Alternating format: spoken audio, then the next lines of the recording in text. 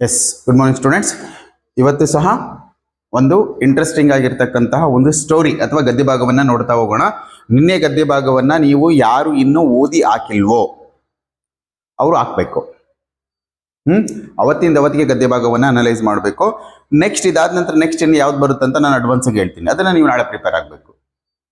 So ನಾವೇ prepare ಆಗಬೇಕು, ನಾವೇ ಪ್ರಿಪೇರ್ ಮಾಡಬೇಕು ಅನ್ನೋದು ಆಗಬಾರ್ದು. ನೀವು ಸಹ ಓನಾಗಿ ಪ್ರಿಪೇರ್ ಆಗಿ ಪ್ರಯತ್ನ ಮಾಡಬೇಕು. ಬಿಕಾಸ್ ಆಫ್ ಇದು ಇನ್ ಸ್ಟಾರ್ಟಿಂಗ್ ಡೇಸ್. ಇವಾಗ ವಿತಿನ್ ಮಂತ್ ಅಲ್ಲಿ ನಾವು ನೀಟಾಗಿ ಯಾವುದೇ ಟಾಪಿಕ್ ಅನ್ನು ಅರ್ಥ ಮಾಡ್ಕೊಳ್ಳೋ ಕೆಪಾಸಿಟಿ ಬಂತು ಅಂದ್ರೆ ನಾವೆಂತ ಸ್ಟೋರಿನೂ ಸಮೇತನು ಓದ್ತೀವಿ. ಮುಂದೆ ನಿಮ್ಗಿನ ದೊಡ್ಡ ದೊಡ್ಡ ಬುಕ್ಸ್ಗಳನ್ನ ಕೊಡ್ತೀವಿ, ಸ್ಟೋರಿ ಬುಕ್ಸ್ ಅನ್ನ. ಮತ್ತೆ ನಿಮಗೆ ಓನಾಗಿ ನೀವೇ ಸ್ಟೋರಿನ ಬರಿಬೇಕು ಸ್ವಂತಕ್ಕೆ. ಸೊ ಅದೊಂದು ಟಾಸ್ಕ್ ಇದೆ. ಸೊ ಹಾಗಾಗಿ ನೀವು ಬೇಗನೆ ಕಲಿಬೇಕಾಗುತ್ತೆ. ಸೊ ನೋಡೋಣ ಇವತ್ತಿನ ಒಂದು ಗದ್ಯ ಭಾಗವನ್ನ. ಇಲ್ಲಿ ಆ ಗದ್ಯ ಭಾಗವನ್ನ ನಿಮಗೆ ಎಕ್ಸ್ಪ್ಲೈನ್ ಮಾಡ್ತಾ ಇದ್ದೀನಿ ಅಥವಾ ಡಿಸ್ಪ್ಲೇ ಆಗ್ತಾ ಇದೆ, ನೋಡ್ಕೊಡ್ರಿ ನೀಟಾಗಿ. ಎಸ್, ಒಬ್ಬಳು ಭಗವಂತನ ಭಕ್ತೆಯಾಗಿದ್ದಳು. ಅವಳ ಒಬ್ಬನೇ ಮಗ ಕಾಯಿಲೆಯಿಂದ ಸತ್ತು ಹೋದನು. ಆ ಸಮಯದಲ್ಲಿ ಅವಳ ಗಂಡ ಆಚೆ ಎಲ್ಲೋ ಕೆಲಸದ ಮೇಲೆ ಹೋಗಿದ್ದನು.